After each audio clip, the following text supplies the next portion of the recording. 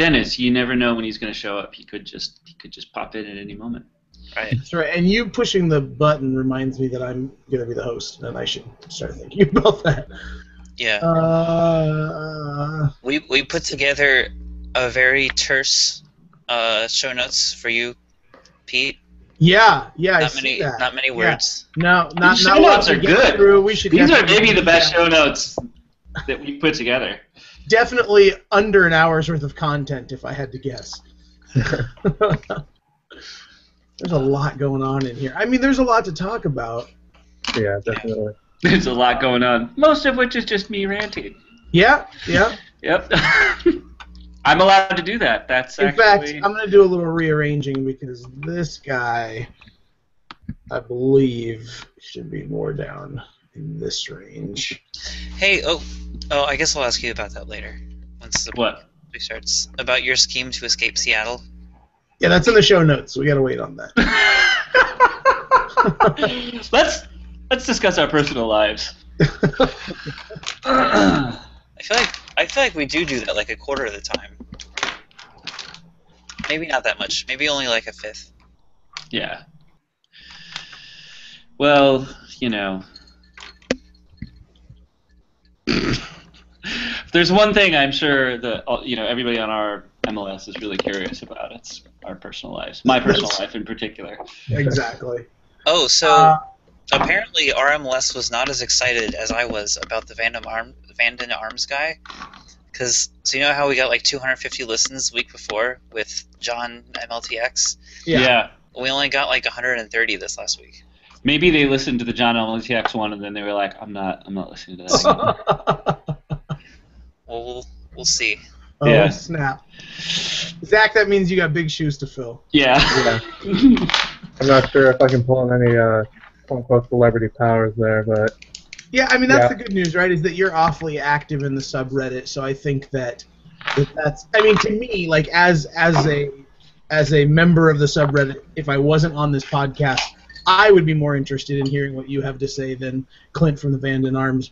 But yeah, that's what I was thinking. I was like, maybe Redditors just care about fellow Redditors. Especially active ones that contribute to the community, which I think anyone would have a hard time arguing that you don't. So, right. Hey, you never know. I mean, some people might actually say, "Oh God, it's Cruise, dude. I'm gonna have to download that one." Well, that maybe guy, I can, but yeah, that Lenhart apologist. oh, geez. All right, well. Should we get going? No Dennis, just make it happen? Yeah, I mean, of course, if Dennis shows up, he's always welcome. Yeah, if he shows up and if Get out of here, Dennis! You're late, you're not allowed. I like it. So what we're going to do is I'll start the podcast and introduce myself, and then it looks like it's usually alphabetical order, so it'll be Ian, Josh, and then you, so just... give your name and your username, and I don't think anybody will have any trouble knowing who you are, and then we'll get it started. You guys okay to kind of start with recapping the weekend since we've got the scores up top, and then we'll jump into the news? Yeah. Yeah, that's what we usually do. Are there any games right off the bat that we know we don't give a shit about? Like Montreal, Philly. We can skip that one. We can throw that Wait, out. no, we can't skip that one because we have to talk about it. We have to talk about it because we all said who's going to win their first game this weekend coming up. Nobody gets Montreal. And fucking That's Montreal fair. won, Can we wait until the bold predictions part of that though at the very No, end? no. God damn it. Why do you? Well, what do you, okay, that's all we have to say, though. We don't have to break down or dissect that game, simply that we were surprised that Montreal won. Here's the thing: if we start talking about that game, I'm going to start talking about the Wenger, Jack Mack trade, and then we're going to talk about that for 10 minutes, and then. Hey, wait! You could. Novel concept, I know, but you could exercise some self-control and just say like, "Hey, that's weird." Next, and then we could talk about the other. So I think we should talk about the scores because we need to bring up certain predictions that people made which were correct and which were incorrect. Like how I said Portland would win. Like how I said no one would win. Yep, both of them. We're going to talk about both of those. I'm going to gloat, because I don't get a chance to gloat about anything else. Well, the problem with that is that all the games that I would want to throw out and not talk about are those games. I also have no interest in talking about San Jose Chivas other than the fact that San Jose got their first... Come on! We have the San Jose... I'm just kidding. I know. No, actually, I think there's a lot that happened in that game that's worth talking about. I think that game is actually a good game to talk about. I would probably leave Columbus, New York out. I don't know. Let's just make it happen, and we'll see how it goes. Oh, Columbus, New York was really interesting, though. Okay, Ian, what do you not want to talk about? Well, that's why I brought up Montreal Philly. I didn't want to talk... Okay, let's also not talk about the CONCACAF Champions League final, because none of us watched it, I assume. Yes, I can't remove that other than putting a big white box there, and that would just be ugly, so... In the name of better design, I left it there. We're having the podcast right now. You realize that? Like we're essentially doing the podcast, and we just forgot to say we forgot to do the lead in. It says live, but no one. I mean, I'm gonna edit that out. Or I can. I know, but what I'm saying is we're getting rid of things we could say. You're right. We do this every time. The lead-ins to our pod is actually better than the pod itself. By the time we get to the pod, we're just like, we've said everything clever that we have to say, and it's just like, some stuff happened. All right, well, if we give time and we don't take an hour and a half, okay, maybe I'll add some lead-in stuff back. Okay, perfect. All right, so I'm going to get it started, and then we will jump right into it.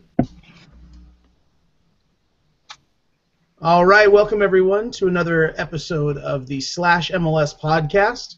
I'm filling in for Chris today. My name is Pete, user PunkRockPete. I am Ian, username Armascarhu. I am Josh, username 97227ist.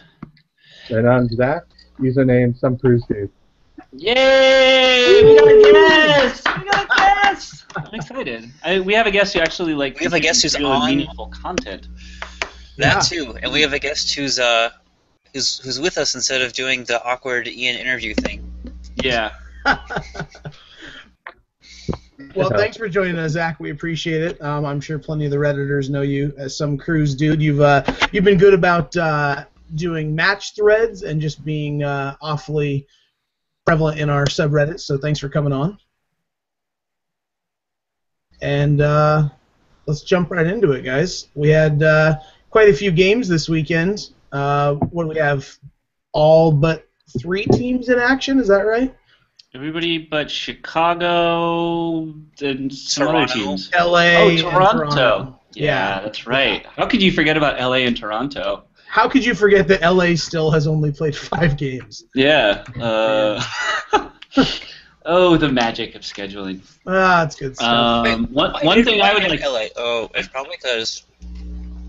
Well, so somebody pointed out on the subreddit today that, like Kansas City, they had early CCL to get through, but it sounds like the league gave them the option of taking off the weekend games while they had midweek CCL, and LA took that option and Sporting did not. Hence, Sporting's played 7 games to LA's 5. Mm. So. It didn't really do them that much good, unfortunately. I do like the MLS is. I mean, they are trying really, really hard to help all their teams that are in the CCL. I think that's nice that they're doing that. I would like to see it pay dividends at some point in the future. I mean, LA could try harder next time by not starting Leonardo at center back. Ooh. Burn. LA is kind of notorious for, out of the teams that have been there consistently, sending pretty weak squads, even in the knockout rounds. And so I think Bruce Arena has to care more about the CCL. But honestly, no matter how much we do scheduling-wise, the Mexican teams are going to be in mid-season form, and we're going to be in preseason form, and that's fucking tough, no matter how you cut it. Does anybody know what do you get if you win the CCL? You get to go to the Club World Cup. Yeah, you get a berth into the Club World Cup, and a lot of money. I think that they've said that. That was what I was looking at. Yeah, I want it. I'm just gonna pull this out of my ass, but I want to say $250,000, and I believe that that's cash, not like allocation dollars. I thought that was U.S. Open Cup, though. Oh, that could be it. Yeah, they're the same thing, right? They're completely like those are equivalent. The U.S. Open Cup and the CCL, it's the same competition. Yeah, that championship we won last year. It was so awesome. Yeah. How'd that make you feel? Do you feel ready to take on Bayern? Yeah, absolutely. After today. They played today. Oh man. So let's talk about our league. Nobody watched the CCL final. Good. We can just skip that. I'm looking at the score and I see it as a 1-1, so I'm going to assume that was PKs. You never know because it's a two-legged final, I think. Right. I think So- won. The team that beat San Jose did not win. Okay. Yeah. Oh. Which was Okay. sweet Okay. justice. Actually, it was PKs, I think. Oh, it did. Oh, okay. Yeah, I think the first round was actually 0-0. I might be wrong, but yeah, it was kind of fitting for Toluca to win one on PKs and then lose one on PKs. How was I'm interested as a San Jose fan? How, because Chris and I were watching that game happen because we were supposed to podcast record today, but nobody showed up. So we were like, we just watched the game, and we were really upset ourselves, not being San Jose fans. How were you affected by that? That was probably the loudest I've yelled like at a TV screen in a very long time.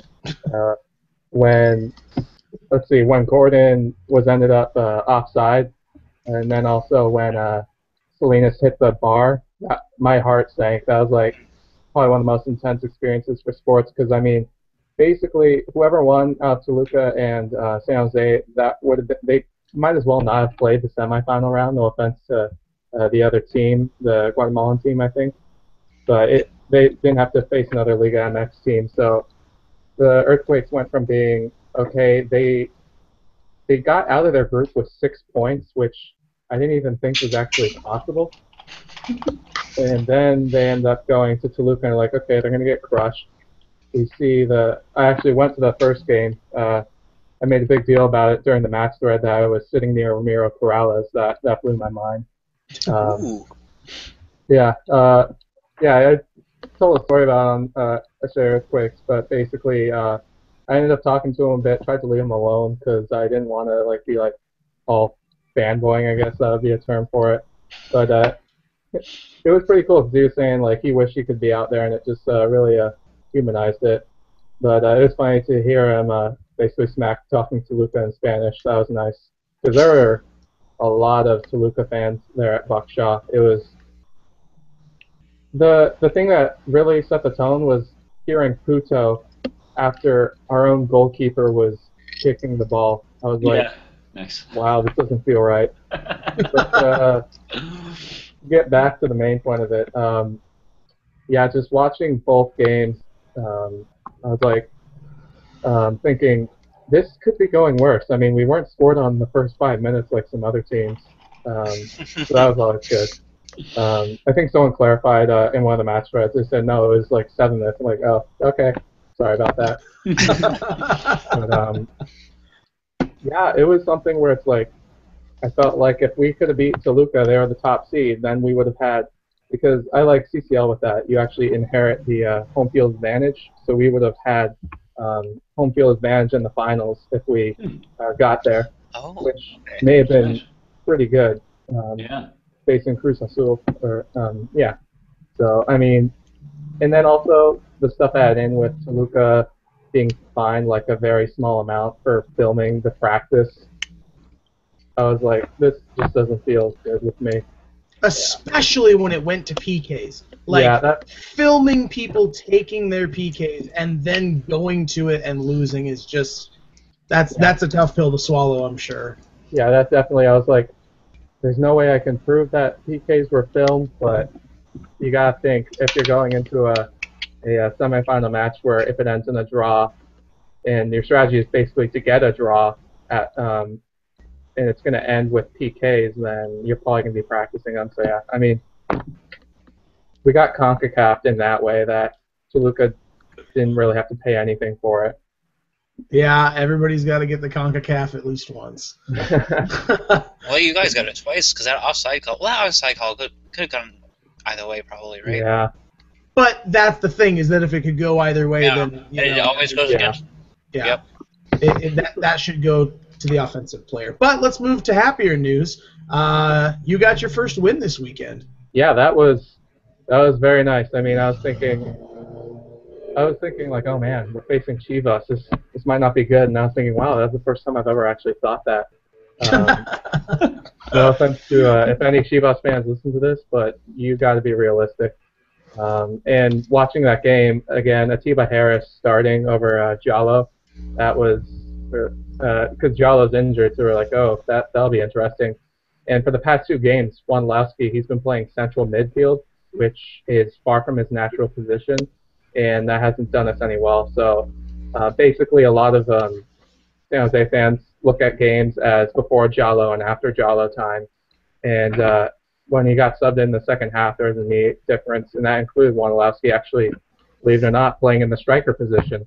And so even though he ended up not scoring that game, Jallo, he hit the mark, and I think a lot of Earthquake fans are excited about him because, ironically, we were all looking at Parazzi as being the game changer, but really Jallo is the one to really change the game for us.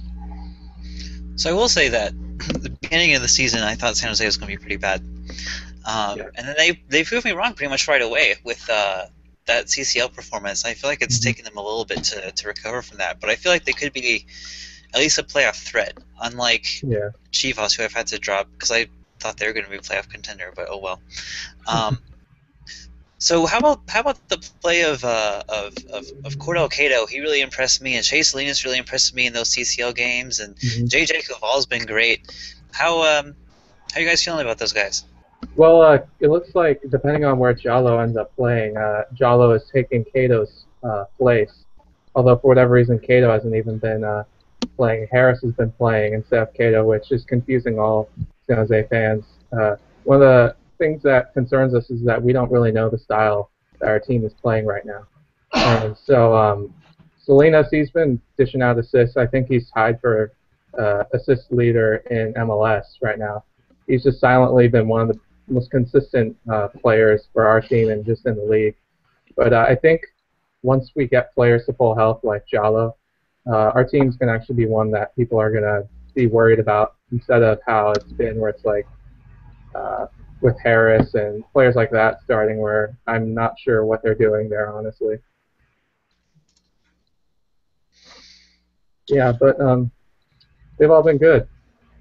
Yeah, I definitely have a soft spot for Cordell Cato. I was sad to see him leave the Sounders. I thought that he was a strong young talent, and I'm afraid that the same thing's going to happen with the Quakes that happened with us, which is that he, has great speed and seems to be getting better awareness, but just is somehow going to get beat out by experienced players. Like he seems to be kind of right on the verge of the starting 11 and on the wrong side of the bench a lot. Yeah, definitely I can see that. And I feel that this season probably will be a make or break for him because he's, especially in the absence of Marvin Chavez, he's going to be getting a lot more time at right mid, and he'll be able to actually have time in his position. So, yeah, I mean, the upside is big, but the downside could also be big. But so far, he's done well. And also, I got to say, with Cato, it was weird seeing him come to San Jose because he's the one who scored the goal that knocked the Quakes out of the U.S. Open Cup a couple of years ago during that big match against Seattle. Right, the infamous question mark match. Yeah, because wait, what? Well, first of all, somehow, even though a game that was hosted by a team in Silicon Valley, that team decided to be responsible for streaming the game. And for large chunks, all us at home watching on a stream saw was a white box with an orange question mark in the middle, and the Twitter machine exploded, and it was a very frustrating game to watch. That's also the game that and Zach, you may have been there, but that's the game where allegedly Eddie Johnson punched a player at the end of the game, also not on film. Yeah, Eddie. So, it was. It was. That's as good a setup as any into our debate. It was a ridiculous game. It was played on this just tiny, weird pitch at Kezar, and it was just an ugly, terrible game for the 5 minutes that we got to watch. And it was a terrible, terrible game for both teams. And we just happened to eke out a goal from Cordell Cato and win 1-0. It was a bad game. I also sorry. Oh, wait, I just have to say about San Jose beating Chivas that I called it that they were going to be That's true. they were going to be the first Yeah, team to get their win. However, none of us called it that Montreal was actually going to That's not earlier true. in the day record their win. Dennis did. Dennis did? Oh. Yeah, he totally did. Remember? Oh no! Nate shows up too. Oh man, he's sneaky. Remember He's that- stuck, he's stuck Yeah. with his Canadian brethren, he said. Oh, that's Yeah, right. I remember forgot the about Canadian love bit or something? The Yeah. power of Canada. Something like Yeah. that. It worked. I'm I surprised myself. blocked that out. Yeah, I Sounds like- definitely was the most wrong, as I predicted that all 4 of the winless teams would stay winless. I saw Chivas pulling out a draw in San Jose, which, to be fair to them, it wasn't that far off. They Yeah, had a couple of huge missed opportunities, and arguably a red card for Alan Gordon could have changed the game. I definitely did not see Montreal, but Philly's been terrible too. That was a clash of the bottom dwellers, so that was interesting. Is there anything else to say about Montreal Philly, or is that just kind of? No, just that. Really, just that. Just that. Anybody Yeah. wants to talk about that game at all? I will Yeah. exercise my self-control. Yes, Josh. That's good. Well, Dennis, as the only guy whose team didn't play a game this week, what game would you like to talk about? I'm not sure. I just joined, so I'm not sure what games you guys have actually gone over. If we're just starting to go over Just Basically, San Jose and just Montreal. San Jose so far. Chivas, yeah. just San Jose Chivas, eh? Yeah. Let's go to Seattle, Colorado. Let's hear Pete's thoughts on that one. I mean, man, there's not a lot to say right now other than we are enjoying it. There's- Hey, more impressive win, Pete. Y'all's win against Colorado or our win against Dallas? I gotta say yours versus Dallas only because of perceived rankings, like power rankings or perception of how the team has been playing. Dallas was 5-1-1 going into that game and playing at home. But Ian, it goes back to your point from a few weeks ago that this year earning a red card has just been a death sentence. Right, and that's actually why I think Seattle's win is more impressive, because both our teams are playing at home, but Colorado stayed at 11 men the whole game, and I feel like there's not much of a difference between Dallas and Colorado, even though Dallas has beaten up on a couple teams. Like they're they've won some, but their wins are against like Montreal and Portland and stuff. So. Well, thank you. It's incredibly fun to watch. Unfortunately, what could have been the most fun that I've had at a game this year, I was in Florida on business and had to watch from afar. But yeah, it's great. The amount of interplay between Dempsey and Oba right now is just insane. Like, those guys are feeling the love between each other. They seem to really enjoy playing together and get it, and they're trying just fancy shit that works. And that was the thing that we kept talking about with Dempsey, is that even when at the end of last year he wasn't scoring, like, he tries shit, right? Like that's his play style. Is that he's got insane ball skills, and he's just going to try stuff, and that trying shit is working now. He's taking 3 defenders on and making a pinpoint pass that turns into a goal. It's hard not to like watching it right now, and yeah, I mean, it feels good. I certainly don't think that Philly has the answer. I have no expectations that we'll get anything but 3 points at home against Philadelphia this week. But all of that said, I am very interested in seeing how we hold up against teams like LA, San Jose, and RSL. Teams that have typically been our dynamite, that have figured out the way that we've played. Or, sorry, Zach, to be brutally honest, in San Jose, I'm curious to what happens to this game when we go back to a hack fest. And we've seen that. We've seen that the Sounders have had trouble when that was the case. Toronto shut us down by keeping our creative players, in check. And so it'll be interesting. RSL, like Josh has said about Portland, RSL has been such a quality team for so many years, and they have always been the team that's been the monkey on our back as far as, like, just can't beat them in the regular season. We've even done well against LA at home most of the time, but RSL just seems to be that team for us, and as well as they've been playing lately, I'm certainly circling that game on my calendar. Well, RSL's that team for a lot of people. I mean, they're that Yeah. team for Portland. Yeah. They're that team for you. They're that team for LA. Last year they were at least. So Well, look at Vancouver over the RSL's really weekend. good. Apparently, that's not the enemy for Vancouver because RSL went up 2-0. I think it was even That before was the 10th minute, and then Yeah, What? okay. Here's the thing about Vancouver tying that game. That was the most ludicrous tie I've ever seen. no, I don't disagree with you. The amount of improbable shit that had to happen for Vancouver to tie that game. First of all, Raimondo had to screw up twice. Perfect Raimondo, probably the best goalkeeper in MLS history, screws up twice. One, he spills a catch, an easy catch that frickin' like Troy Perkins can make. And and they score their first, and then it's whatever. And then they're about to run out the clock. It's like 3:50 with their 4 minutes of stoppage time, and they have 3:50 into it. And Saborio takes a terrible second touch, not his first touch, a second touch that gets away from him. Vancouver slides in, steals it. Fernandez shoots it. It knuckles. Raimondo is screened and reacts late, and it goes past him. And it's a ridiculous shot to be. It's one of those shots that we were talking about last week where MLS players can't really hit them from 30 yards out. But that guy did. Yeah. And they tied the game, and it was so freaking bizarre. But it happened, right? I mean, And you see that so rarely at Salt Lake because everybody's always exhausted by the 80th or 75th minute. You very rarely see people really press at the end of the games there. I think it probably just shocked Salt Lake that they were really, really pressing on them. And I mean, they're not. Yes, they are more used to playing at altitude, but they're not immune to its effects. Everybody gets gassed up there, and I think it's really impressive that Vancouver just said, like, screw it, let's just push and see what happens, instead of doing what, I don't know, most teams do, which is just, get so tired that you're just kind of waiting for the game to end in the last 10 minutes up there. So, I'm certainly impressed that they... And RSL has dropped... Lucky.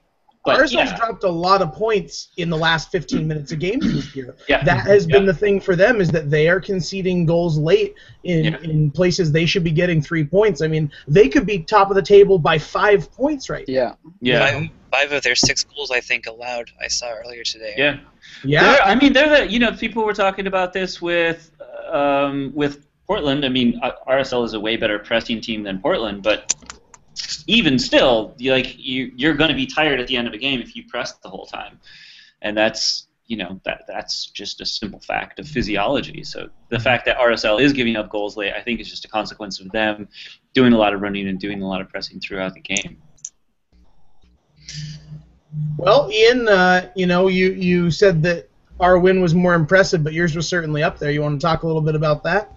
Yeah. So I have a thought that I think Dennis can very much relate to.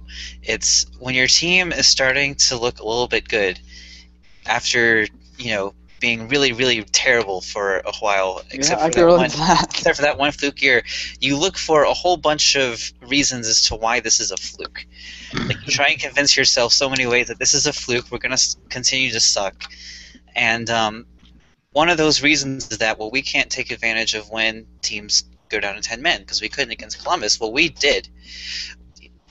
Like, to an extent I thought it wasn't even possible for DC, especially against Dallas. I mean, scoring 4 goals after they got a guy sent off in the 38th minute for a legitimate red card, to be sure. Oh, for sure. And then it's not a legitimate. In fact, I have to say this because I did watch the condensed version of that match, and it happened to feature the Dallas announcers, and that guy has to have made the biggest homer statement I've heard this year, which is he said, these are his words. He said, "There is no place in the world that any 2 softer yellows would result in a red card." So, okay, he did say that, but I mean, watching the entire game, they saw slow motion replays later, and Kevin Hartman, who's the color commentator of that game, longtime MLS goalie, one of my favorite non-DC United players, looked back and said, "You know what? That actually probably was a legitimate yellow card, and it was probably that was a straight red card." And he was on a yellow already. I know, but there's no way that to even begin to call it soft. I'm glad he changed it up after seeing a replay, but I mean that's an ugly tackle. It was, and I was actually pretty impressed with Kevin Hartman. But anyway, so then Eddie Johnson does what apparently he can do, which is cross a beautiful ball into the box for Fabian Espindola to run onto and head it into the goal. And I'm like, what? Yeah. And then it was gone. Second half, it was awesome.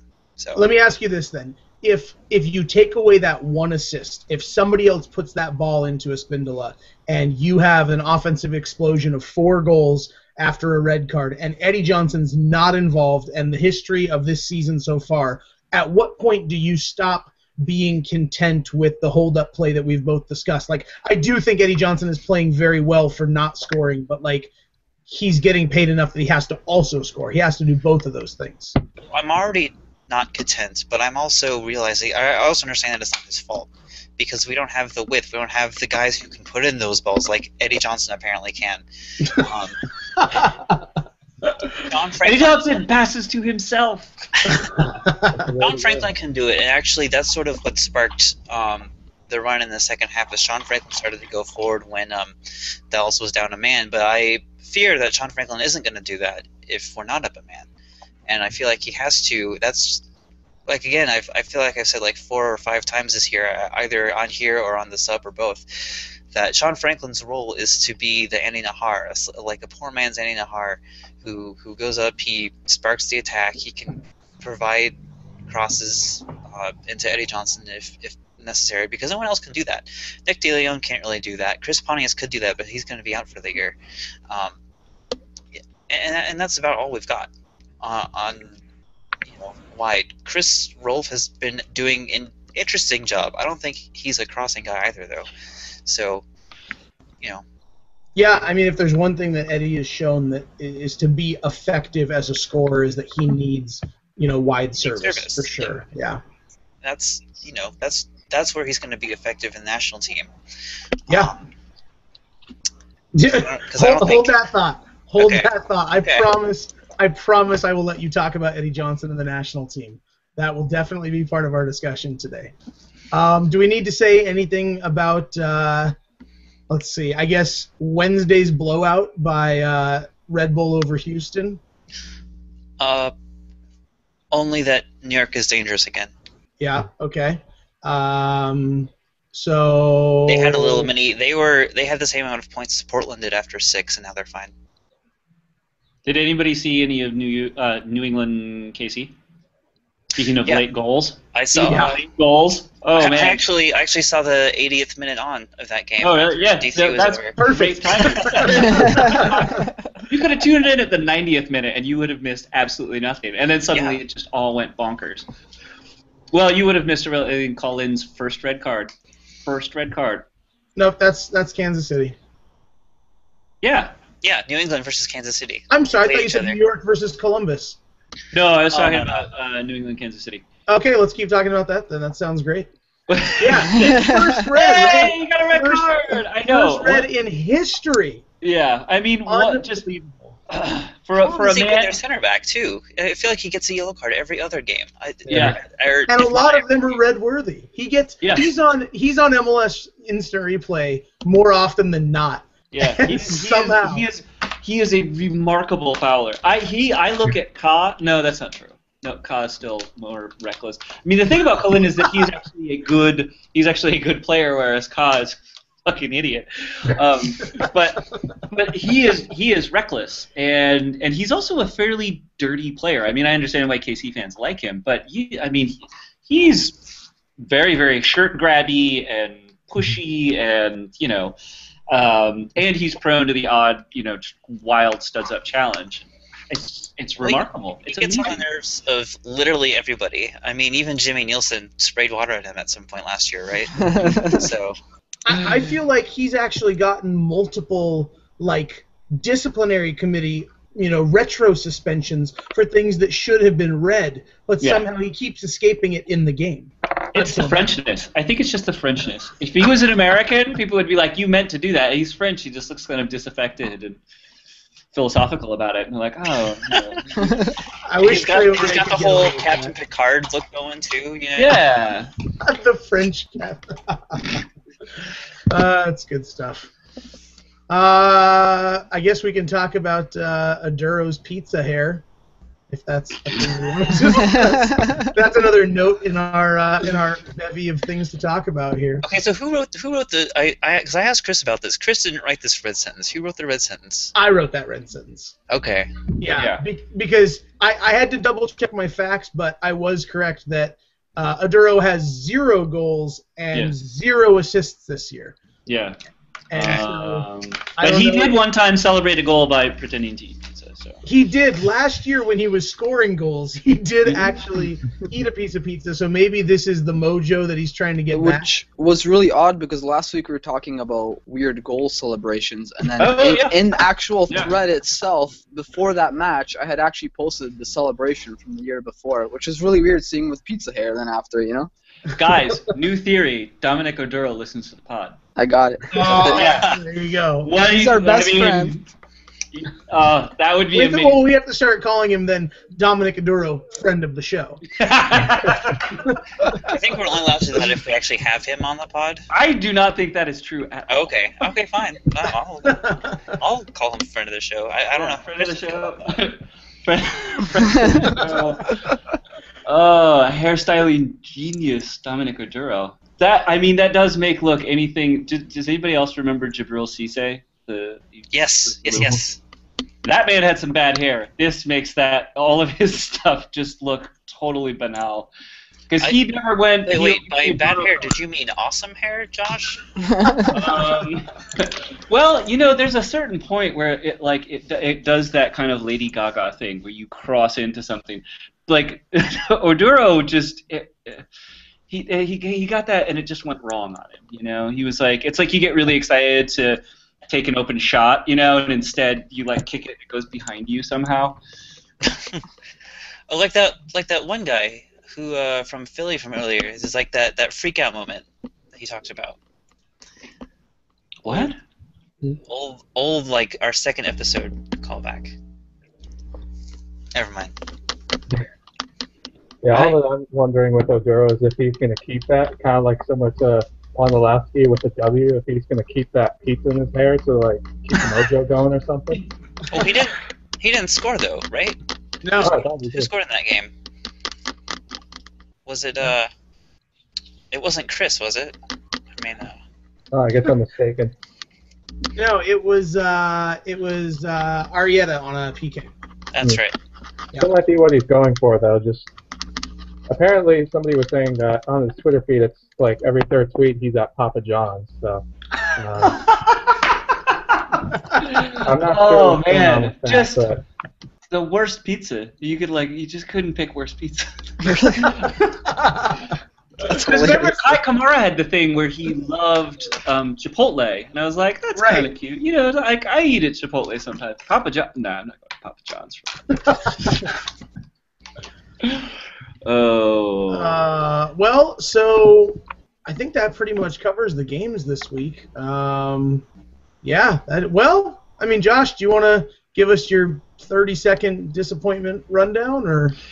You know what? I will tell you the good thing that I found out during the Portland-Houston game, which is that Houston's commentators are actually really good, and it mostly reminded me of how horrible Portland's new commentators are, because we lost John Strong to NBCSN, and now our commentators suck.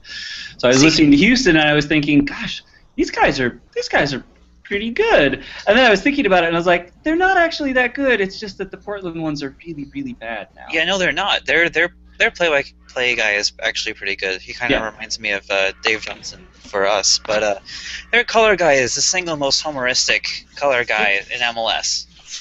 I feel like. Whoa.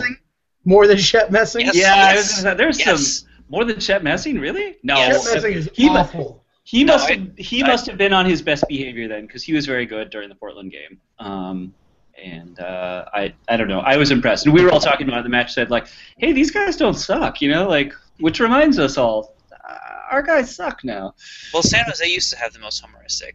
yeah, that was probably one of the worst phases of commentary that we've gone through. We basically had Dan Dibley became the main commentator. I'm pretty sure he had no connection to soccer ever before that. He had done local sports radio shows Nice. as the third man, not even like a main host. So like someone's best friend. Yeah, he was a sideline reporter the year before, I think. And then out of nowhere, after one of the main commentators left, he ends up getting the main job. And I kept on commentating during match threads and like in the Earthquake subreddit that I was gonna just one of these days I'm gonna submit an application and just try to do it myself because I couldn't stand it anymore. Well, it did create one of the most memorable moments last year with the San Jose, the LA comeback at Sanford Stadium. That's what I was about to ask. Was it that guy? Because like that's worth a lot of dumb calls. You know, you can. Definitely. It's like that moment when you score one great goal and everybody forgives you for like, you know, fluffing so many open headers before. You're like, well, but he did get that one goal. That I was gonna say, yeah, it was bad, but then that happened because it's funny. We've had some interesting commentator history because Gus Johnson actually he was doing radio commentary for the Quakes, and I think he did 1 or 2 broadcasts on TV, and then now he's ending up on Fox Soccer. Doing some of their broadcasts. Like, I think he actually did some CCL, I'm not sure. But, yeah, I mean... I remember a couple of y'all's broadcasts, like, wait, is that Gus Johnson and, like, a women's national team player? What's going on here? Yeah. We definitely do not have, like, one certain set of commentators, although the most recent pair we have right now seem to be all right. They're actually saying, that was a yellow card, that was a red card on our guy, and I was like, whoa, they're actually... You can say that about your own team. That's excellent. Yeah. So commentators in especially American sports are always the best and worst at the same time, usually. All right. Hey, Josh, what is this about trying to escape Seattle? Yeah, Josh, let's hear about that. Oh, and first of all, how dare you? Well. Yeah, and by the way, I was the one who added the frowny face. Case. Oh, you did. Oh, I thought it was Pete, and I felt bad for hurting Pete's feelings. Well, now I don't give a shit. No, I bought a house somewhere near Seattle, on an island near Seattle, and so we. On an island? No, a house on an island. Oh, okay. An entire island. I like that impression you have of me, that I'm just like, You do live in Seattle. I mean, it's, you know. Well, you live in Seattle too, Pete. Right, and we should be yachting together. I don't know where's your island? Yeah, that's true. Keeping up with the Joneses, better get your own island. It's because he's a Portland supporter. We don't allow them to have islands here. Did you try to get an island and they rejected your application or something? Actually, yeah, most of the islands, so there's all the really pretty islands that are great to go visit, and then there are the islands where you actually want to live, and there's 2, and one is very expensive and easy to get to, and one is still pretty expensive but less expensive but a little bit harder to get to. So we have a second house on the very southern end of that island, and we're going to slowly move out there. And then, I don't know, we're going to see what happens. But basically, it's like a big enough place that my girlfriend can live there, and then maybe I can take a job in San Francisco and just come up every once in a while. Cool. That's my plan. It sounds like an awesome plan, to be honest. Yeah. So now I have 2 houses, and I don't really know what to do with them. Except just shuttle between one and the other. You can give one to me. That's cool. Shortly. Hey, this is how we'll get Dennis to move out here. Before you were here, Dennis was talking about moving the podcast to Seattle. That we need to. Yeah, I'll room with Dennis. No big deal. Can I get a green card from one of you guys? Can we do a gay marriage or something? It's legal here. You and Dennis, or you and Ian, can get married. There we go. I'm down. We both got long hair. Oh, we've got it all figured out. Well, Josh, congrats. That's awesome, man. I'm sad to hear that you're going to be out of the area, so we should do a little more beer drinking. And well, this is going to be a slow process. What's internet access at an island like? Well, I mean, there are people who live there and modern amenities, electricity, Yeah, this is a set of islands that have direct ferries to downtown. Yeah. It's kind of a commuter island, if you will. I was thinking a little bit more remote, but yeah. No, yeah, it's not too bad. It's actually very lovely over there. I'm happy for you. It's a nice place. Yeah, this is, by the way, Vashon, not Bainbridge. Ah, okay. I was you mentioned the two different islands and then didn't specify whether. Well, because I figured you were the only one who would get it, like the difference. Right. Because Vashon, it is pretty easy to get to, but it's like from downtown, it's kind of a hike. Anyway, enough talking about Seattle geography. All right. Well, before we let Zach and Ian rip, do you want to tell us a little bit about how you think that Portland is going to be the DC of last year? Maybe I don't want to talk about that. Okay. No, I was thinking it was funny because when they were playing pretty badly in preseason, I was like, gosh, I wonder if they're going to stop playing this badly, and then they just never seem to, and I was like, this seems really familiar. This is like another team that won their conference semifinals, went into the conference final, it didn't cover themselves in glory, but got there. And then the next year, you were like, well, they'll probably do the same kind of thing next year. And then they didn't, like really didn't. And that team is DC 2013, and I'm starting to wonder if Portland 2014 is going to be DC 2013. Well, that would mean your first Open Cup, buddy. Congrats. Hey. So here's the thing, though. First of all, last year's preseason, we actually won all of our games, and Pahoy scored like 4 goals. So we were really optimistic going into it. So we were like, yeah. And then, obviously, we didn't win a whole lot in the regular season. We did win the Open Cup. Yeah. But, I mean, you guys don't have Dave Casper as your GM still. No, we have a guy named Gavin Wilkinson who, as far as I can tell, just got really, really lucky and kind of looked like a genius last year. But I don't know that his player picks are very good because the Timbers haven't been very good, and from what I understand, he's really the one calling all the shots on player selection. So I'm. Well, you guys do still have the most epic midfield in the MLS. Still, I'm gonna keep saying that phrase. And I feel like that's have you seen that lately? I mean, you keep saying that, but it's as if you're not watching them play. I mean, here's the thing. Portland's 2013 sort of reminded me of late 90s DC United because they have the guy in Diego Valeri, I feel like, that most resembles players like Marco Echeverri and Carlos Valderrama from their early MLS days, more so than really probably anybody else in MLS history.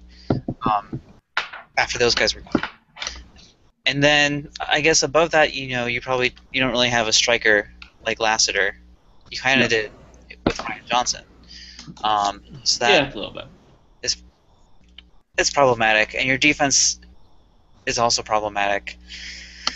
Yeah, it's like you guys just have a midfield. And that's it. Yeah, it's almost as if we got rid of all of our depth at forward and in the back line, and then drafted some people and then sent them out on loan and called it good. It's almost as if that's exactly what happened. So yeah,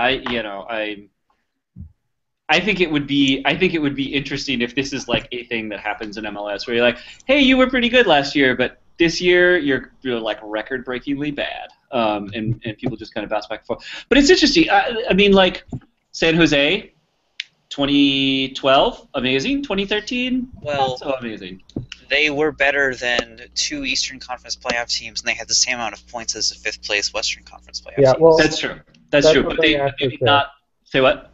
I was just going to say, despite all the crap that San Jose played for the first half of that year, they did miss the playoffs on a tiebreaker. Yeah. So yeah, it's not as if like it went from first to worst, but yeah, definitely it was a big change to go from support shield to scraping at the bottom, basically. Yeah. Don't worry, I'm not actually comparing. Oh no, I understand. Don't worry. Team. I'm just saying that odd things happen. Comparing his team to yeah, definitely. Last year. Yes, I'm doing that. Parody. Well, I think that means that it's time for something that I know Ian's certainly been looking forward to. Ian, I'm going to give you 10 minutes and then I'm going to cut. That's a lot of time. I know. I'm going to cut. That doesn't mean you have to use all the time. That is your total allotted time. Restraint, Ian. Restraint. Remember. Yeah. So I know that you've been dying to talk to Zach about EJ versus Wando. So to get that started, we recently had somebody do the Survey Monkey thing in the subreddit, where they basically asked us to pick the starting 23 for the National Team World Cup. So I think that those results could be useful to the discussion at hand. But you guys want to talk about EJ versus Wando, and I know, Zach, you can also talk a little bit about your upcoming friendly as well. Oh, yeah. I guess I'll lead in with that. Yeah, please. That was something that was really surprising because, as I like to joke about in the subreddit and actually tweeted at Caval about it, is that up till then we had been pretty much playing only English Premier League teams that had birds in their crest. So, hold on. Just listen for a second. We played, in the past 4 years, we played Norwich, West Bromwich Albion, Tottenham Hotspur, and Swansea. Yep. So all 4 teams have birds in their crest, and I was thinking that's the weirdest trend I've ever observed. And then I was thinking, okay, are we going to get another one of those teams? And it ended up not who knows what the second friendly of the summer will be. But to see Atletico, I was really surprised because I'm like, this is actually a team that is, fingers crossed, knock on wood, going to win La Liga. And also win Champions League. Yeah, and they might win Champions League. That's a pretty big team to be bringing to the U.S. I mean, even if the name isn't that big, for us to go from, I think, last year, the year before, we played a team, like a Mexican team. I think they might have been in the second division at the time. I'm not sure. But it's definitely a step up, and then also it's DirecTV money since it's their it's this tournament that they made up last year. I think it's a Euro Americana or something like that. So who knows what kind of money we might be getting for participating in it, but still, it's going to be a good friendly besides being at Candlestick. That'll be interesting. Hey, isn't that the last game of any kind ever to be played there? I think so, actually, yeah. That's what Caval tweeted. Like, I saw that, and I was like, oh, must be, which is interesting because it's going to be, it's a stadium that seemingly won't die because they're actually supposed to demolish it this past winter. Yeah. And so, yeah, they're going to have like a 49ers Legends game, and then the U.S. men's team friendly, and then I guess this... It's Azerbaijan for some reason. Yeah. I actually think it's really cool because you're going to end up having one of the most famous football stadiums of all time play, have a game of soccer there as its final game, followed by what, like a month later, you're then going to open the new 49ers stadium. The first game being played there is when Seattle comes to visit the Quakes. I think that's awesome. Yeah, it's kind of funny how that's worked out because it's like you have Stanford Stadium as being now more well known in the area for the LA friendlies, the LA matches than for Stanford football. Yeah, it's definitely not friendlies. Yeah, anything but friendlies, right? Yeah, I mean, even that preseason game, the one in Fresno, was pretty hotly contested. Yeah. So it's good. It's nice to be moving on up in that regard with friendlies because it definitely gains a lot of exposure for teams. Well, speaking of gaining exposure, let's talk about MLS players on the national team. So, making reference to that Survey Monkey result that I talked about, I'm sure Dennis will be kind enough to post the links for all of you in our notes here. But if you guys don't know what I'm talking about, somebody created a survey that said pick 23 members to be on the men's national team, and I know that this is something that Ian's wanted to talk with you about, Zach, and so I'm actually surprised. We had to choose 5 forwards, and Dempsey ran away with it, followed by Josie, followed by Johansson, and then Wando and EJ both made it in the 4th and 5th spot, with Boyd being edged out. Do you think that's what's going to happen? And if not, who deserves the spot? Yeah, I guess to frame this, I am personally of the opinion that only one of EJ and Wando is going to go to the World Cup. I do think one of them is going to go, but only one. And I feel like a lot of people are underrating Terrence Boyd, but he's had a freaking fantastic year over in Austria with Rapid Vienna. and I feel like he's going to at least get a call in, and maybe even I'm going to go ahead and say probably go to the World Cup. There are a couple of others that didn't make the top whatever's like the top 8 midfielders. I think Ale Bedoya is going to go, who plays in Nantes in France in Ligue 1, and he has been having a great year. So I really do think it's between EJ and Wando, and the reason why I think Eddie Johnson's going to go, and it's very, very, I don't need 10 minutes for this, it's just one very specific reason. He's better in the air than anybody else on the national team. Yeah. And that's something against Germany especially is going to be really big. Obviously he can score with his head, but I think even potentially more importantly in the winning stages of a game like Germany or Portugal is being able to clear away those crosses, because he did that twice in the final stages against Mexico before he scored the goal that was wrongfully called back on the offsides. He cleared a couple of dangerous Mexican corners aren't usually dangerous against the United States, except they were in that second half in earlier this month, until Eddie Johnson came in and started hitting them away and basically neutralized that threat. So I feel like that's when you've got the starting spots locked up between Josie and Clint Dempsey and everybody in the midfield, you're bringing the rest of the plane is going to be filled out by specialists. I feel like EJ does that more than Wando does.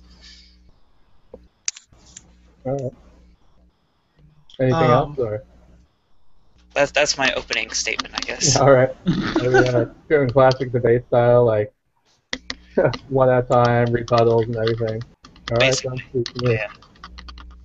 Let's see. Well, just a lot of this started out with a post I made on Reddit after that Mexico friendly, where I was just comparing the amount of starts for Wando compared with Eddie Johnson, and how Wando had scored a good amount of goals in such a small amount of time. And people critiqued it, saying that I didn't actually do a proper look at it. I should have, let's see, like basically made it into an actual like number, like goals per 90, goals per match. And so that's what I ended up doing. So in the past, let's see, past year, it's been, or let's see, 2013 and 2014, Wando has had 1.61 goals per game, whereas Eddie has had 0.357 goals a game. And I know they've scored against different opponents, played against different opponents, but at the same time, Wando's had 502 minutes total in 2013 and 2014, whereas Eddie Johnson's had 1,259. So it's a significant larger amount of time that EJ has had to be able to score, and he just hasn't done it. So, I mean, if I'm looking at just a goals standpoint, Wando is the one that's on a hotter streak. I mean, even taking into account that goal that was called off, because we all know that should have been a goal. That was, yet again, getting CONCACAF. It should have been a goal, and it wasn't. And as far as specialties go, yes, I'll have to concede that Eddie is better in the air. He's lethal from there for whatever reason. He just always seems to score there. And yeah, I think the majority of his goals actually in the past year have been off his head. Yeah, I ended up looking through all the footage and everything. He has 4 headers actually, and then 2 with his right foot, and then 1 with his left foot. And then Wando has 5 with his right foot, 1 with his left, and then 3 with the head. And so really for me, I feel that Wando has a lot of build-up play, and just his presence and just the whole thing of that right place, right time, I think it is something that can translate to a higher level, because he's just been consistently doing it and consistently on. And with his familiarity with the players, I think that he's going to just be doing better and better. But if I'll be honest, I feel that with Boyd's lack of experience with the men's national team, it actually might be something where we see Wando and EJ go. And especially because who knows how Klinsmann's going to do it, like how many midfielders and how many forwards he's going to choose. I feel like he's not taking 5 forwards. I feel like that's a little bit too much. Yeah, but from what I've seen, some people classify Dempsey as attacking forward, some classify him as a forward, like in different columns I've seen. So that's where I'm not sure about it. I've seen Steve Goff of the Washington Post classify Eddie Johnson as a. I'll wait for a second. Whoop, whoop, that's the sound of the police. I wasn't quick enough on the mute button, fellas. Sorry about that. I don't know who's. Before you continue, Ian, let me throw another point at you guys. I think a lot gets made about the current league form of anybody who's about to go to the World Cup, and neither of these guys are in the best form we've seen. I mean, obviously it's early, but do you think that has any effect on selection? Well, I know Klinsmann cares about it a lot, but I think he's going to care more about what he sees in the May camp. I feel like he's seen enough from both of these guys. I feel like both of these guys have at least they've obviously done enough to get invitations to the May camp. I mean, Wando, I feel like your point, Zach, about him connecting really well with the current players like Michael Bradley. I feel like he has tremendous chemistry with Michael Bradley that I did not anticipate. Mm-hmm. It was either the first or second goal where he read where Bradley was going to go with that crazy flick-on header was tremendous. And I don't think Eddie Johnson has that. And that's also something I feel like Klinsmann expects out of Josie also, who's going to start with him. I was going to say, that doesn't matter now. But yeah, I mean, with regards to the goals, I know the opponents are brought up a lot, but I feel like not without reason, right? Because Wando scored a lot, but he scored 3 against Belize, and he scored like 1 or 2 against Cuba, and then he scored against El Salvador, and then Eddie Johnson also scored against El Salvador, and he also scored the only goal against, it was either Honduras or Costa Rica in that Gold Cup. Yeah, I actually have the who they scored against if you want to hear that. Actually, yeah, I do. Yeah, okay. Let's see. So EJ, for his I filed it basically under the Klinsmann era, like all the goals scored as Klinsmann's been in charge. Yeah. So he had 2 against Antigua and Barbuda, Eddie Johnson did in 2012. And then in the past, he scored against Panama, El Salvador, Honduras, Bosnia, and Herzegovina, and then against Mexico. And then somebody could say twice against Mexico if you want to count that offside goal, but it's not technically a goal. But I think the only goals I don't remember from that are the ones against Antigua, because I don't remember that game so great. Yeah, that was I think that was a really early World Cup qualifier. Yeah. From what I remember, I think that was 2 headers actually. Yeah, I remember that game. That was definitely it. Oh, actually, yeah. No, one of them was off. Nice, though. Yeah, one of them was off an Alan Gordon cross. Now that I remember, his one time on the national team, he put in a nice cross and basically helped the U.S. win that game. So he actually has one of the highest assist to match ratios. I was actually looking through that. It's pretty hilarious seeing him up there. And then for Wando, it's Guatemala, his hat trick against Belize, 2 against Cuba, 2 against Korea, and then 1 against Mexico. So, yeah, there you go. I'll let you go with that. The one that I'm singularly most impressed with is the one against Mexico, and again, that's because of his perceived chemistry with Michael Bradley, which is definitely going to be significant in the May camp. I do point to, and I know you guys did better against TCL competition than anyone else, but the note on Wando is that he's always struggled scoring against superior competition. That's obviously kind of wasn't true against Mexico, because MLS All-Stars versus Liga MX All-Stars basically was that game, right? Yeah. And so he did fine. But I remember there were several open looks. I know EJ does this too, where he kind of flubbed against Toluca, where you guys could have scored maybe a couple more in that first leg, or there was one in the second leg, I think. Yeah. And that's sort of been his thing, and I know maybe that's like a crap thing to bring up, and it's just like a talking head thing, but does it get into someone's head if they're like, oh crap, well now I'm playing against like some pretty legit people, it might be a little bit harder to score, and whereas I'm not sure because I mean, like looking at he's done well against a lot of teams, but at the same time he's actually played against these European teams with more minutes than Wando has, like that Austria friendly or that I think Scotland friendly too. Wando got no minutes. I think he got subbed in like 80 or 90th minute. So it's something where, yeah, I mean, Wando hasn't scored against bigger teams, but at the same time, until recently, he wasn't getting minutes against these bigger teams. I mean, who knows? It may have been different if he was the one to start against Panama in the final instead of EJ, because EJ he missed an open shot. I remember in that one, and so it would be a different conversation if he did start that game. But that's a whole other thing. So I guess for me, it's something where it's like these final friendlies. Of course, they're designed to be what decides who goes to Brazil and who doesn't. If Wando scores, I think in at least one of those games, like Azerbaijan, Turkey, and I think Nigeria is the other one.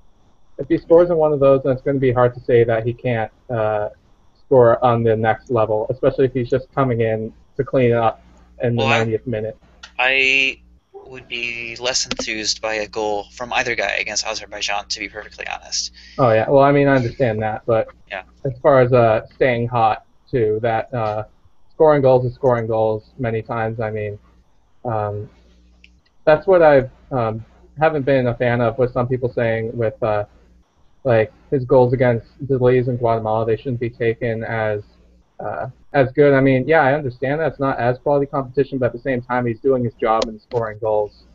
And a lot of times with strikers, especially, once they're hot, they remain hot, and if they go cold, then they're cold. So to score against anyone, it brings confidence, and that can be important going into it. And I think, Ian, I'm gonna cut you off, and we're gonna end it there. I was gonna say one more thing. Well, so each of you go ahead and make a closing statement, and we're gonna move on. Okay, I was gonna say I do feel like it is pretty much a lot about chemistry, and I know that Wando, as you know, he's got great chemistry with Bradley, and I feel like Eddie Johnson actually has pretty good chemistry with Josie Altidore, because you mentioned the Bosnia game where he scored, and he was right there with Josie when Josie had that monster game against Bosnia. He had 3 goals and an assist to Eddie. He's got that sort of connection with Josie, I feel like. So I feel like it comes down to, you know, if it's one or the other, it comes down to, you know, what can they do as a specialist, and also who is it more important that they have chemistry with. And it might just be Michael Bradley, and that would favor Wando. So we will see. Yeah, definitely. I mean, honestly, with me, I feel like they might both be going to Brazil, and it's just going to end up being, are they going to be subbing out Josie, or are they going to be subbing on another striker?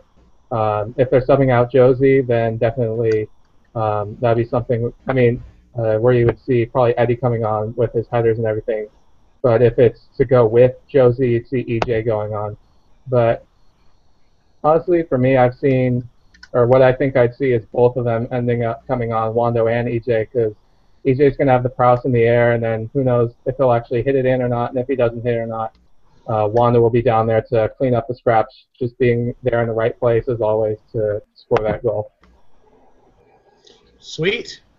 Well, while we're still talking international, let's move to the expected joint announcement on Thursday from CONCACAF and CONMEBOL. Yeah, so that's been interesting because like Sunil Gulati has been basically saying, he's been trying to say that wasn't happening until it was actually really in the books, because every time it was brought up, he'd say, yeah, well, we haven't, U.S. Soccer Federation hasn't heard anything about hosting it, and recently we haven't heard anything from him, so that really makes it seem like this is going to happen.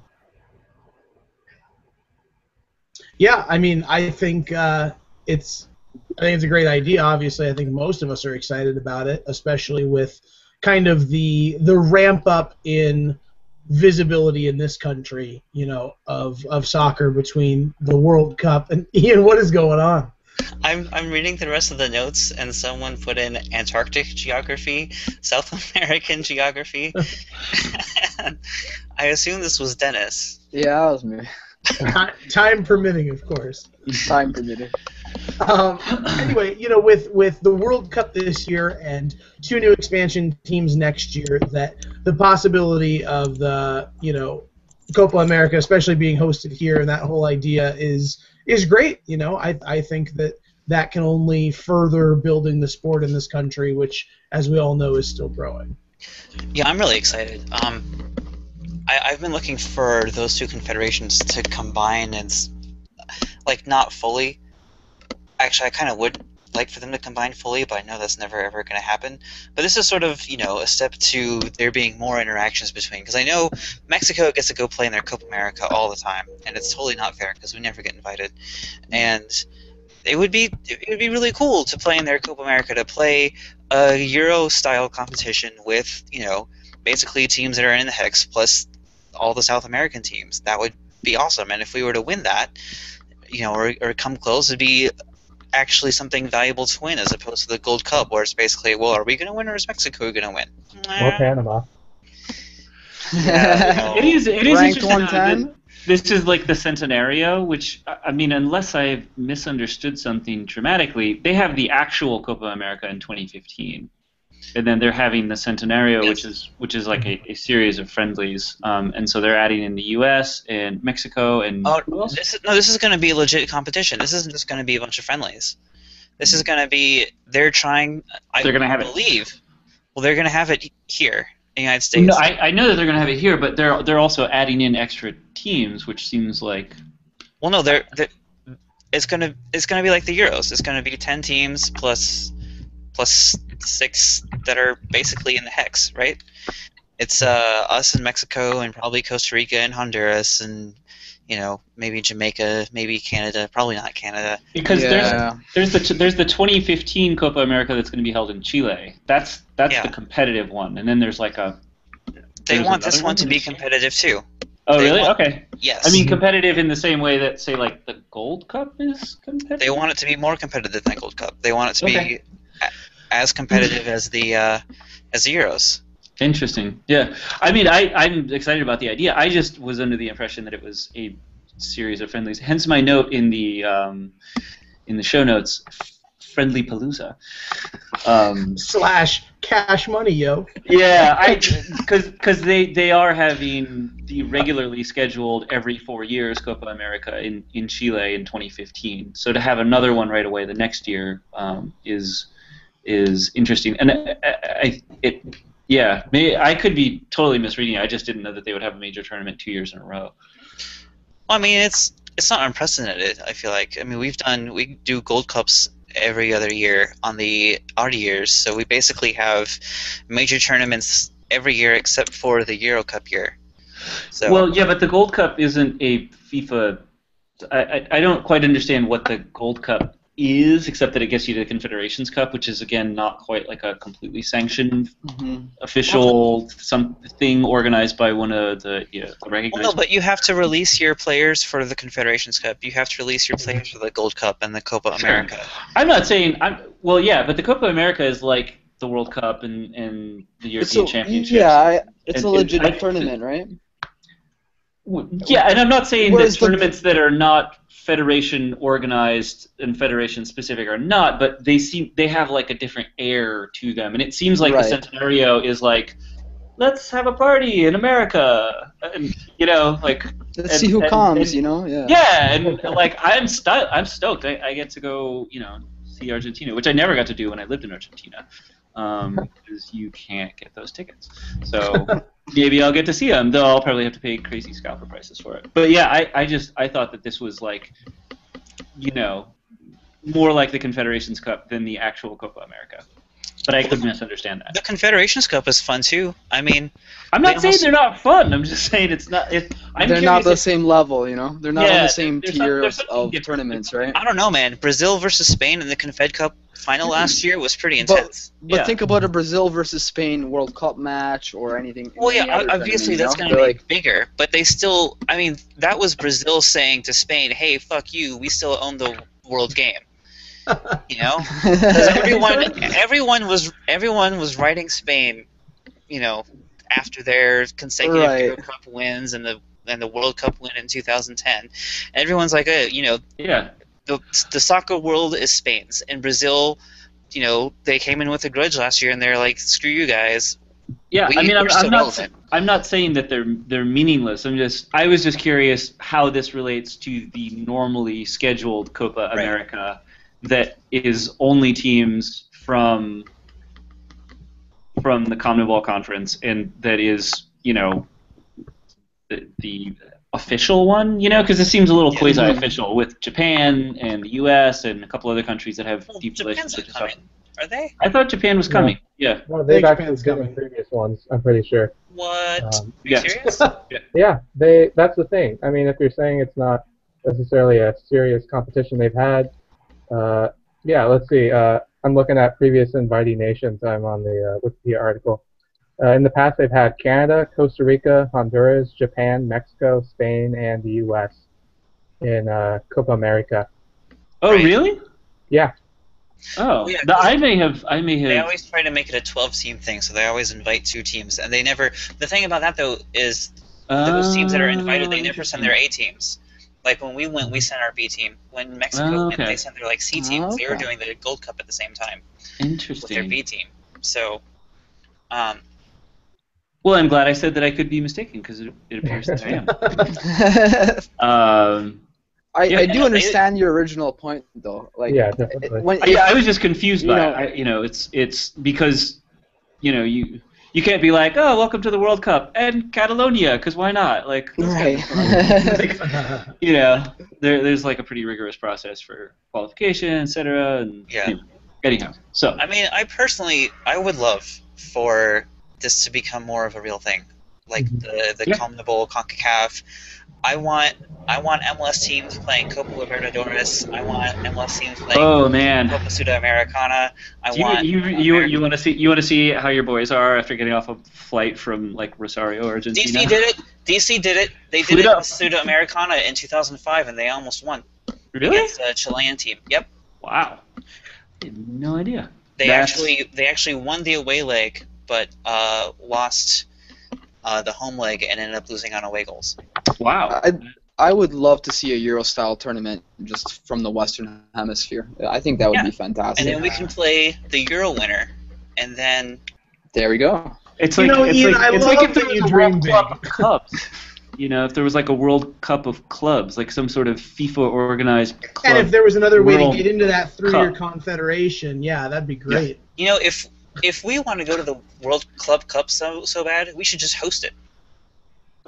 That's I love that idea. Yeah, that's not a bad idea. Let's I don't. make that happen. The Club World Cup, you don't get. I don't think you just are like, hey, pick a club from your place. I don't. Oh no, no, you do that. No, the host nation is automatically in. Yeah. Yeah, the winner of the league of the host nation gets to go to the World Club Cup. I have to Wikipedia this right now because that sounds. Good. I promise it is. Yeah, the World Cup automatically the host nation is in. Yeah. So wait, who would we send? Would we send the Supporter Shield winner, or would we send? Well, we'd send the MLS Cup winner. We'd send the Cup winner. Yeah. Because that's we like. If I may, I'm gonna shrink our scale down a little bit because we're not quite there, but we're starting to push our time here, and we've got like 10 minutes. I really want to talk about this, and this may be that some of you may or may not know that I am a Sacramento expat, but the Sac Republic really impressed and got 20,000 people to their inaugural game, selling out a community college football stadium. That's fantastic. And they smashed the USL Pro record. No one expects it to be week in and week out, especially because when they move to the temporary stadium that's being built for them, it's only 8,000. But I think they have 5,000 or 6,000 season tickets. Yeah, season tickets already sold. So I think in one day, Sacramento made a pretty strong case for being up there with Minnesota and San Antonio. They did. I mean, and he's been doing the same thing. They've played 2 home games. They've gotten 10,000 plus to each in an 11,000 seat stadium. They've sold out both games. Yeah. So I mean, we're seeing strong entries from the new lower league teams, and it's really exciting. And to be honest, I'm a little bit more excited about USL Pro than I am about NASL because NASL seems to be doing really dumb shit, like charge for a service that really sucks. And USL Pro's putting all their games on YouTube. That's pretty much the only thing, right? All of the games are streamed live for free on YouTube. And I watched a couple. I watched like 20 minutes of that Sacramento game after DC was done winning. So yeah, it looked great. I mean, and the support seems to be there. They're going to sell out every game, and they're going to, instantly vault to the top of everybody's. Well, who's next to MLS? Yeah, and especially if it continues. I mean, I think I want to say they might have the first 4 or 5 games at that same stadium before moving over to the new temporary stadium at Cal Expo. So, yeah, if they can continue to put 15,000 plus a couple of weeks in a row, I mean, that is a serious introduction. Right. Speaking of USL Pro and teams that want to or are going to be in MLS, I don't know if you guys participated, but I received my my Reddit Gifts soccer exchange today, and I got this beautiful guy. For those of you that can't see at home, I received an Orlando 2015 purple scarf from my Reddit Santa guy, which is cool because this is like they're never gonna have that again. Like they don't have a logo yet, and it's just a purple Orlando 2015. That's awesome. It's a pretty limited thing, so I was pretty excited to see that show up. So thank you to the guy who sent that to me. I wish I had your username. I'm not even sure if you're active in the subreddit. I think he must be more in the USL Pro side. But yeah, that was exciting. I was really happy to get that. Well, that's awesome. Yeah. Can we ask what you sent him? Well, so the way that Reddit gifts work is that you get somebody different. So I'm sending something to someone who is completely unrelated. I was hoping for somebody that might be more of a Euro snob because I thought it would be easier to send stuff. So I got a guy who's a Philly Union supporter, and it's like I can't really send him Sounders stuff because that's just kind of like, fuck you, that's not your team. Right. You know what I mean? Like, You can send me Sounder stuff if you want. I can send you Sounder stuff. I'm working on it. We're introducing some new stuff next month that I've been waiting on. You know what? I got an idea for you. You just grab some kind of this is what I tell my friends and family. If you're ever unsure to what kind of gift you want to get me, just get me something with a TFC logo. I don't care whether it's a mug, slippers, or I got slippers on right now. Have a TFC logo on them, right? Everybody's aware of this, right? I figure he probably has Union stuff. I want to send him something different. So I think actually what I'm going to do is I'm going to send him a Sac Republic scarf. Oh, do that, yeah. That's wicked, actually. Yeah, because I figured, Or a pretty good crest, pretty cool. Yeah, they have a great crest. They have good colors. I definitely.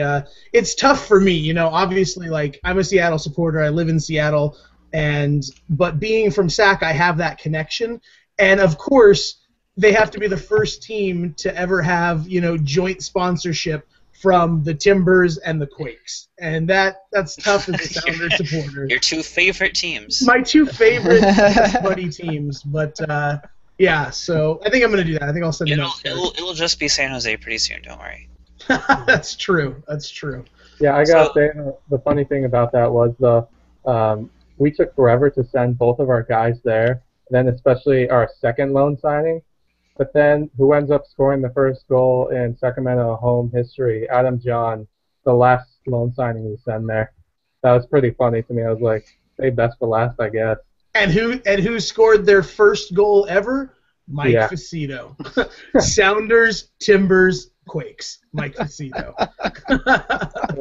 Wasn't there some guy? What's his name? He was French that you guys both hate. Levesque. Don't you guys both hate Levesque? No. I love Levesque. Roger Levesque is my best friend. He actually played for the Quakes too. Yeah, he's an old school Sounders guy. He was one of the few guys left over from the early days. The Timbers hate Roger. The Timbers hate him, and then he played for the Timbers, and they still hated him, right? No. He never played for the Timbers. Seriously? No. Yeah, the thing was actually he played for San Jose, and we loaned him to Seattle. I'm pretty sure while they were still a USL team. Right. And he stuck with them and ended up playing for them in the USL and then came back to MLS with the Sounders. So, yeah, I don't really have any ill will against him. It's just Timbers fans, I'm pretty sure. Yeah, the Timbers really hate him because he scored a goal 48 seconds into an Open Cup game. He's had some great goal celebrations against them. He was one of those guys that was their kryptonite. For whatever reason, even though Roger Levesque was not a guy who scored a lot of goals, he scored a lot of goals against the Timbers. Did you guys used to play Portland all the time in the Open Cup? No, I mean, not all the time, but we were both in USL together, so. Right. So you guys, yeah, so I'm saying you guys must have played each other a lot in like that big game. Absolutely. Yeah, there's long history, especially in this decade. Like in the last 10 years, there's plenty of history there. Speaking of long NASL histories, can we talk about this bullshit 40th anniversary Vancouver versus San Jose game? Sure, jump on in. Not so much bullshit for Vancouver, but San Jose. Come on, guys. You guys are like the Earthquakes in name only. You guys started out as the Clash. That doesn't count. Right? Well, I don't know, because with Vancouver, they weren't even the Whitecaps for a very long time in their continuation. So, I mean, I try to stay quiet about it on the MLS subreddit especially, but basically what I feel is that as far as American sports can go, and as far as American soccer teams can go, there has always been a top flight presence in San Jose, and it actually has a lineage, although it's not totally direct. It's there. So I just feel like, you know what, if we're going to celebrate 40 years, that's cool. I'm not going to say that NASL championship counts as one of our championships, but I still think it's all right. I guess that's fair. I mean, I guess I'd always heard, and maybe this is just from the Portland, Seattle guys, but like that the Cascadian, once NASL died, they went down and played in lower leagues for a really long time, and that's why Seattle and Portland have been like there. I kind of just assumed that was Vancouver's deal too. Is it not then, I guess? They were the Vancouver 86ers for a very long time, I think. They only recently changed back to Whitecaps. I may be wrong, but I think it was just this last decade they changed back to Whitecaps. So they actually didn't have the name for as long as Seattle and Portland had, I don't think. Okay. Still, though. Yeah, still, I mean, yeah. That's how American soccer works, because people are still upset that the Earthquakes keep their two trophies from the 2001-2003 MLS Cups. And I don't totally understand that, because I'm like, they didn't choose to leave. That's a whole different thing. Though. I'll give you guys those MLS Cups for sure. Like, from a historical standpoint, that's totally cool with me. I mean, you know, let Dynamo have... You got Ian's blessing. Stamp it. I mean, because it was kind of depressing when San Jose left for Houston. I was like, well, that sucks. I mean, I stopped watching MLS after that, actually. I was done with the league at that point, because it's like, you have this home team, you have the U.S. national team's best player ever, a rising star at your team, and then he leaves. So I was like, wow, that sucks. But then 2005, we win the Supporters' Shield. I'm like, yeah, that means we're going to be able to stay. And no. And then it didn't happen at all, yeah. Yeah. By the way, second team in MLS history to win the Supporters' Shield and then not exist the next year. Yeah. Oh, wow. Yeah. The Miami Fusion in 2001 are the others. Yeah, heart goes out to them, that's for sure. And I guess that's something where it's like, I guess in the long run, it was a good move rather than just fold the team to move them. And then also because there's a potential for them to actually be Chivas before Chivas existed. Because they were going to be rebranded as San Jose America. Oh, I'm sorry. That I guess I'm not sorry. That didn't happen. But that would have been awful. Yeah, it was crazy because it took a bunch of local support to say, okay, we'll just keep the team as San Jose Earthquakes for another year, see what happens. And then the city was like, nah, we're not going to build a stadium for the only team here that's won a championship. But then was it frustrating when they went to Houston and then played in Robertson Stadium, a high school football stadium, for like 4 years before they got BBVA? Oh, you'll regularly see me rant about that on Reddit for sure. Like every time Houston's mentioned, I'll be honest about that. I'm clean. Like I'll just say that every time. It's like literally, they ended up building their soccer-specific stadium by the time the Earthquakes were back in the league. Yeah. So why? Four years after you guys were back in the league. Yeah. They opened that in 2012. I remember that because that was our good year, and we played them and lost. Yeah. So, yeah, that's got to be frustrating. But at least you guys have a team back, and you guys have won a supporter shield, and are getting a new stadium.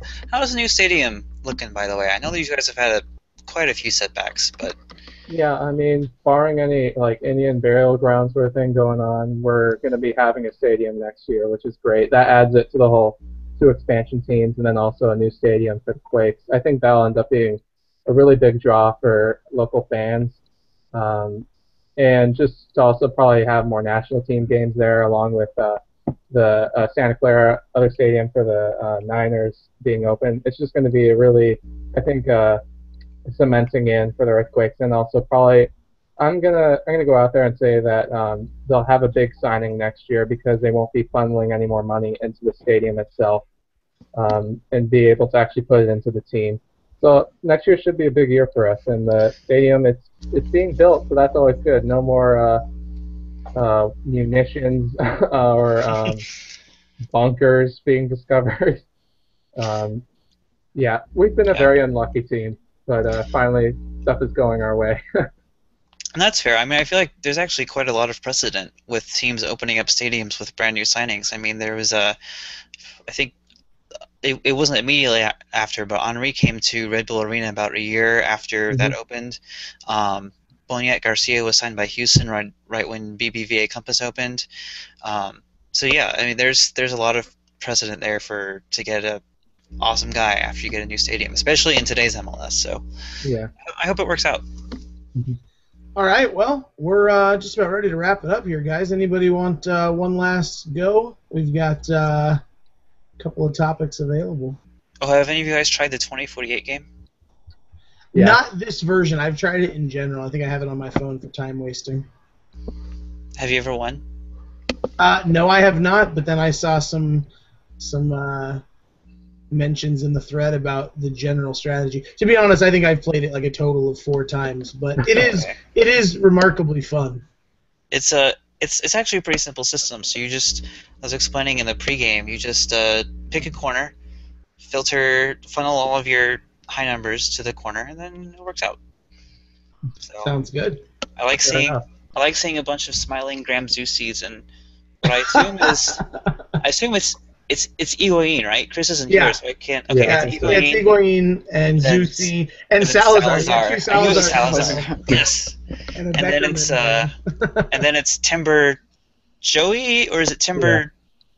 It's Joey. Okay, that's this iteration, and then it's I don't know, but it goes all the way up to MLS Cup. Yeah, the next one I think actually was Shea Salinas and Stephen Lenhart Shea Salinas was wearing the Stephen Lenhart wig. That was probably the most. That was the your most exciting MLS goal celebration there ever could be. All right, guys. Well, I think that's going to wrap it up for the week. Again, big thanks out to user Some Cruise Dude. Thanks for joining us, Zach. It was a pleasure. And I guess the one thing we got to do before we call it is bold predictions.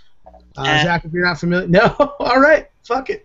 My bold prediction is that Ian's over it, and we're gonna shut the show down. We've already gone an hour 20 at least, so I think we're good. Okay, sounds good. All right, well, for everyone here at the /MLS podcast, thanks for listening, and everybody have a great week. Okay, so typical, I guess our traditional what can we cut after post-podcast conversation. Let's see. I mean, we could probably cut Josh's discussion of moving. I dragged that on accidentally. I'm just really curious about internet for some reason. I don't know why. Yeah, I mean, it's all interesting to us, but that's probably a solid 4 or 5 minutes that can just yeah. And he literally just sent us an email. Sorry, just please cut out the part about my house. It's silly and irrelevancy. So he is on board with that. So that's a good 4 or 5 minutes. We could probably. I think there was a point at which Zach, you and I rehashed our EJ Wando thing. Yeah. Like once or twice that we can cut. Yeah, definitely. There was also another thing where I said the same thing twice. Have something to do with CONCACAF and CONMEBOL? Yes. Okay. So no, that's not what I was thinking of. I'll cut out the redundancies. Just trim that down. Cut out. I think that 4 or 5 minutes of Josh's move will be a huge help, and then if you just trim down some redundancy, then we should probably be fine. Yeah. I wanted to get mad about the 98 MLS Cup thing that someone put in there. Whichever of you assholes did that. I don't know if that's expensive or cheap.